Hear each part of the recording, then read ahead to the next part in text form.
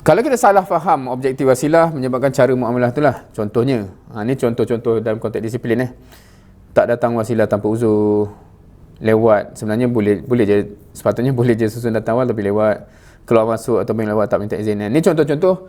Kalau kita faham, objektif dia gitu, baru kita faham kenapa benda ni dianggap serius lah. Tiba-tiba, dah balik dah, tak beritahu pun. So, kalau kita tahu program ni nak latih disiplin, kita akan faham lah kenapa benda tu dianggap tak boleh macam tu. Tapi kalau kita anggap, contoh apa kalau kita pergi dengar kuliah kat masjid, kita nak balik, tiba-tiba balik je kan? Ustaz, saya nak balik, dia tak ada kan, sebab bukan itu bendanya kan, dia sampai ilmu. Tapi kalau dalam benda yang kita nak latih disiplin tu, dia memang kena minta izin lah kan. Itu contoh benchmarknya adalah para sahabat yang sedia ditauzif. Tauzif, pernah dengar tauzif? Lantik. Dia kalau bahasa kita macam deployment tau, deployment. Macam dia di assign untuk tugas tertentu macam tu kan. Kalau tak mampu latih diri untuk praktikkan wasilah tarbiyah serta tugasan, adakah mampu untuk hidup sebagai jundi tak kala sudah ada kejayaan dan keluarga? So kita sekarang ni InsyaAllah akan teruji lah. Nanti makin sibuk study apa semua tu, kita akan teruji macam nak susun supaya boleh komit juga usrah mingguan, daurah bulanan. Sebab dia isu masa kan.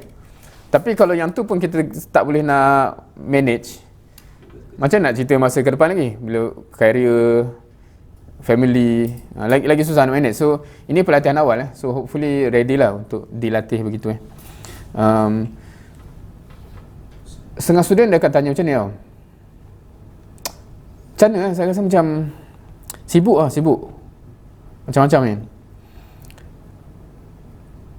Jawapan saya biasa macam bagus lah tu, sebab kalau you survive dengan sibuk masa student, harapan untuk survive lepas tu insyaAllah agak cerah lah. Kalau student yang aktif dengan dakwah masa student ni sebab dia terlebih masa lapang, dia susah nak survive sebab dia ada ni sebab lapang. Faham ke? So kalau kita macam dah rasa macam sibuk sebab jaga study, jaga assignment, jaga dakwah apa semua, pack kan. Maksudnya kita dah boleh manage dengan pack tu. Hopefully insyaAllah long term kita boleh manage jugalah. Harapannya cerah. Tapi kalau sekarang masa pack, dia menghilang. Masa lapang baru dia ada. Masa kerja nanti, masa pencen lah baru dia muncul balik. Sebab tu kita tengok ramai pakcik-pakcik tu dia muncul waktu pencen. Sebab waktu selain tu sibuk kan. Memang sibuk kerja ni. So itu yang mindset kita kena ready betul.